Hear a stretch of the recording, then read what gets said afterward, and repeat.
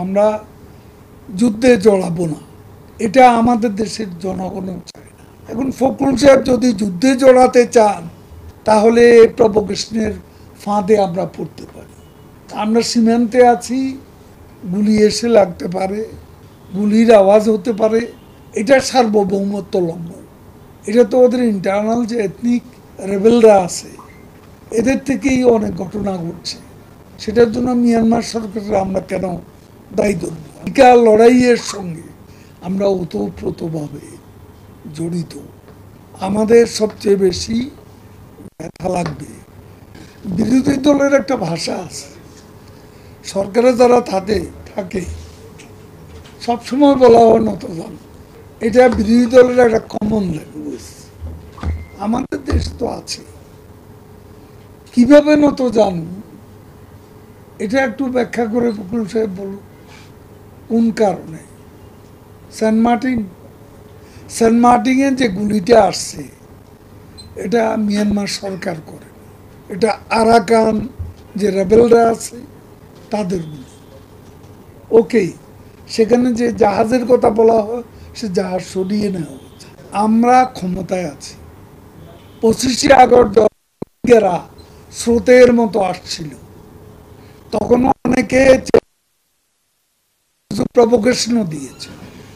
আমাদের আকাশ সীমাও কখনো কখনো অতিক্রম করেছে। ওয়াশিংটন, আমি 1 মাস ধরে কক্সবাজার, এবং তখন সমস্ত বাহিনী প্রধানদের তিনি প্রতিদিনই ফোন করতেন যে কোনো অবস্থাতে আমরা যেন যুদ্ধে না জড়াই।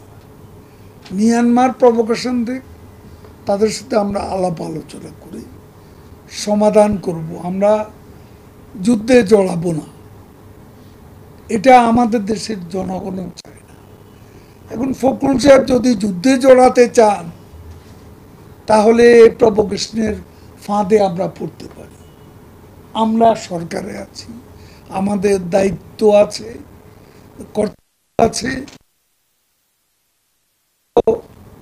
চলে গেলে আমাদেরই ব্যথা লাগবে বেশি, কারণ এই জাতির মুক্তিযুদ্ধের সঙ্গে, মুক্তিযুদ্ধের পূর্ব প্রস্তুতির স্বাধিকার লড়াইয়ের সঙ্গে আমরা ওতপ্রোতভাবে জড়িত। আমাদের সবচেয়ে বেশি ব্যথা লাগবে। ফখরুল সাহেব তখন কি করেছেন জানি না, কোন সেক্টরে যুদ্ধ করেছেন তাও জানি না।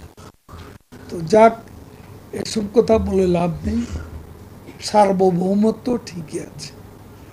সার্বভৌমত্ব লঙ্ঘিত হলে আলাপ আলোচনার সীমাটা যদি কেউ পেরিয়ে যায় এবং সত্যি এখানে আক্রমণের একটা মুড নিয়ে তারা যদি আক্রমণে আসে, তো আমরা কি বসে থাকবো? আমরা বসে বসে আঙুল চুষবো? আমাদেরকে পাল্টা জবাব দিতে হবে যদি আক্রমণ হয়। আমরা তো এখনো আক্রমণ দেখিনি। এখন ওদের ইন্টারনাল 54টা এথনিক কমিউনিটি আছে, ওদের ইন্টারনাল অনেক সমস্যা। আমরা সীমান্তে আছি, গুলি এসে লাগতে পারে, গুলির আওয়াজ হতে পারে, এটা সার্বভৌমত্ব লঙ্ঘন। এটা তো ওদের ইন্টারনাল যে এথনিক রেবেলরা আছে এদের থেকেই অনেক ঘটনা ঘটছে। সেটার জন্য মিয়ানমার সরকারের আমরা কেন দায়ী ধরব? আমরা যতদিন সম্ভব শেষ পর্যন্ত আমরা আলাপ আলোচনা দরজা খোলা রাখব।